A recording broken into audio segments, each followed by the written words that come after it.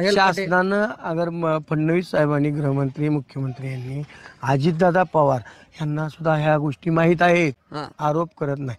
आम्ही त्यांच्या कानावर घातलं होतं, दादा आम्ही अडचणीत आहे, ऊस धंदा अडचणीत आहे, ऊस धंदाचे किंग आहेत अजितदादा, म्हणजे काय सोपे नाहीत.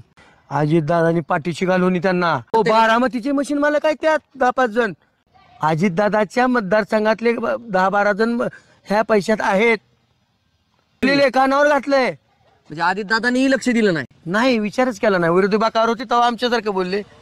बाग बदलला की अरे तुम्हाला कोण 40 लाख देत आहे, आम्ही आमच्या बबधंदाला घेऊन गेलो तो आमदारला. अरे उठा, तुम्हाला काय मशीन मालकाला इतके पैसे असतात का? आज तुमची कारखानदारी कशी चालवणार आहे पुढच्या वर्षी तुम्ही?